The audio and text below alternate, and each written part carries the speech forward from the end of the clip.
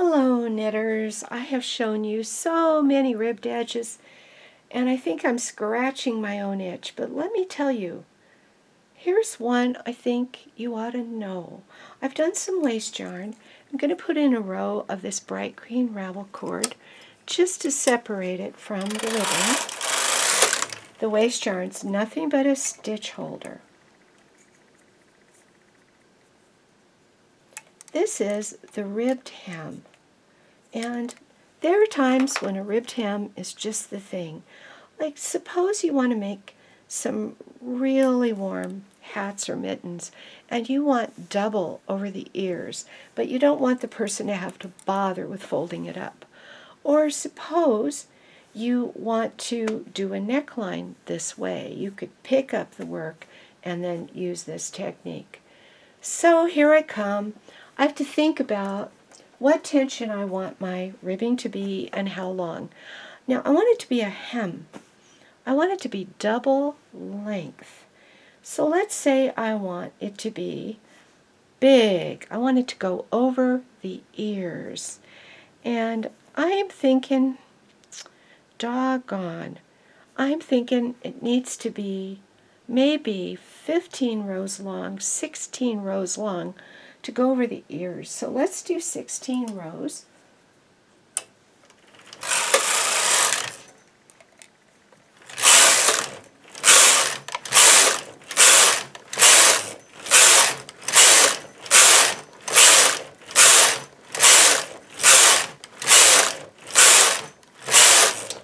Now, I have waste yarn. I don't have any kind of cast on, just ravel cord. And I am going to do ribbing all the way down. And you could do it on every other needle, or in my case, my lazy case, so every other needle would be like that. I'm going to do it on every third needle. Less latching, you know? On the end, I have an extra needle. Well, we'll just live with that. That can go in a seam and not be much of an issue. So we're going to drop all these stitches and we're going to latch them up. So I run it down just like I'm running a stocking. Pull, pull, pull. Pull, pull, pull. Oh, it's so destructive, so fun to just tear up what you just knitted. And there we have this mess. Let me back out so you can at least see it all. It's a pretty good size mess. You see all my cords on the floor too. Okay, so I'm going to take the weight off. And I'm going to latch up this mess. Let me push these back so that they don't unravel. And I'll start my latching. So I take a latch tool and I go and get the second loop from the bottom and pull it through the first, and then I just latch my way on up, grabbing one loop at a time. Latch, latch, right on up to the top, using my hand underneath to support the work. Oh, and I'm taking care not to split the yarn. And then I end by putting it on the needle on top. And if you'd like to see that closer up, I'll zoom in. Okay, so zoomed in a little closer. Let's do the second one. I go under two, pull the first one through the bottom one, and then on I go. I know the bottom looks squirrely, huh? But I'm going to latch that on up. And then I want you to see how I finish it up here at the top.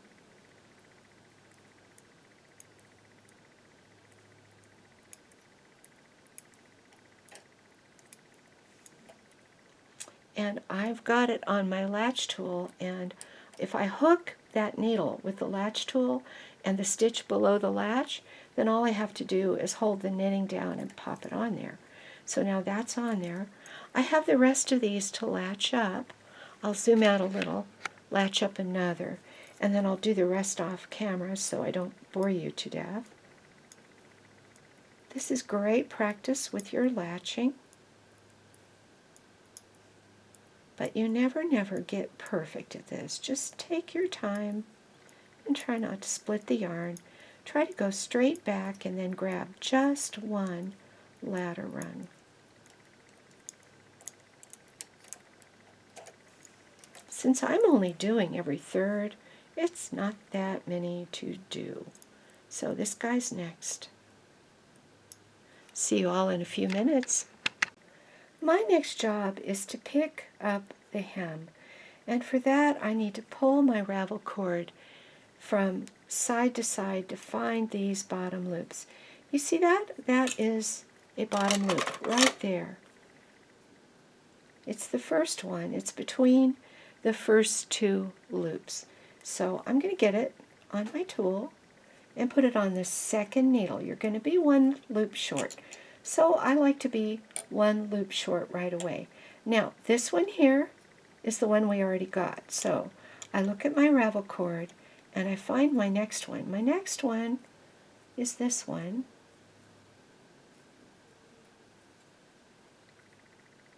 I'm just trying to get a tool in it. I only want one loop. There he is. Got him. And I put it on the next needle. No skipping. Now this is my next one. See how he's curled up kind of? Cool. I'll just put my hook right in the same direction that ravel cord is in there and put it on the next needle. And here's another one. Right here. Put it there. Here's another curled up looking one. I'll grab it. Get it on my next needle. Gotcha, gotcha. You got away, you little stinker. Putting my little tool right through where the ravel cord went. One way or another, I'm going to get it. Even though I got the ravel cord up in the hook. I'll pull the ravel cord down out of the hook. Ha! So, I'm going to do this right on across, getting these little guys. And I got that one.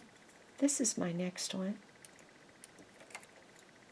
And then this is my next one. And then this is my next one. And after just a few minutes, you can see these guys pretty fast. That's my next one, but I don't want to split him. I want to get all of it. There we go. Here's my next one. Now this will be the inside of the work. If you were to split one of these, not get all of it, that would not be the end of the world.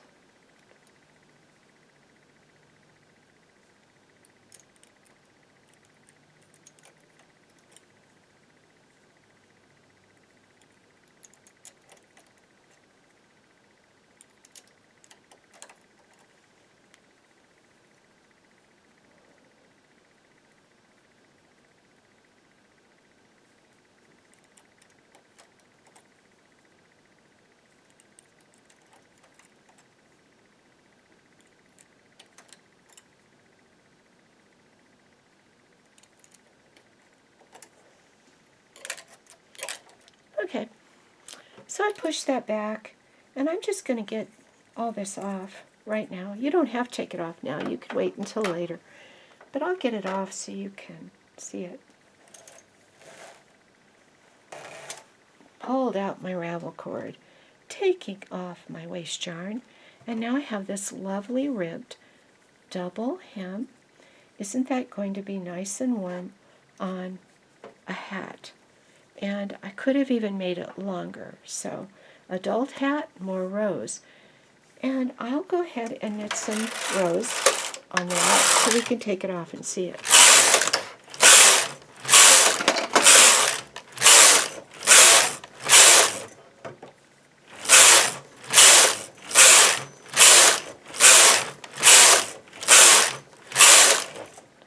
Now, I love these little techniques that look so professional that somebody might look at your knitting and say, how did they do this?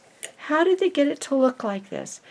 Here's my finished doubled warm hem. Here's the knit side of it, And here's how it looks on the purl side. Stretch it so you can see it as well as possible. Now, if you'd like to help me popularize machine knitting, please click on subscribe and like, and please tell your friends about the machine knitting videos that are available on YouTube. Maybe they'd like to get more done with their knitting and have more fun. Thanks for watching.